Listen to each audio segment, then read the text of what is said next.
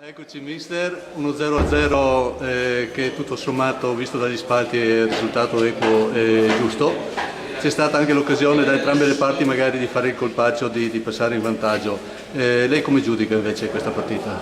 No, penso abbia detto tutto. Il primo tempo meritavamo forse un po' di più noi, il secondo quello di Portoguaro e 0-0 è stato un risultato giusto. Vedendo sempre dagli spalti, non meritate questo posto in classifica, insomma non state giocando male. Come mai? Non giochiamo male, però non facciamo gol e di conseguenza se fai un errore lo prendi e quindi poi parte delle partite abbiamo perso domenica scorsa il 44esimo del secondo tempo e altre è successo anche prima.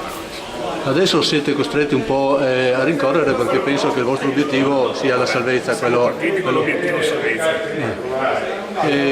Cosa pensa? Manca un qualcosa o manca solo di fare rete? Insomma il gioco c'è? Sì, qualcosina manca, un po' e poi speriamo a dicembre di riuscire a... Una parola solo sugli avversari, sul Portoguaro, ha un po' deluso o è la squadra che si aspettava? Vi siete preparati bene insomma su questo partito? Noi siamo preparati, sappiamo che è una gran squadra, quindi se con un'altra squadra giochi al 100 con loro devi giocare al 110 per portare a casa la squadra. Cioè, oggi un bravi a tutti i suoi ragazzi, insomma hanno giocati tutti al massimo. Tutti al massimo, 110%. Grazie mister.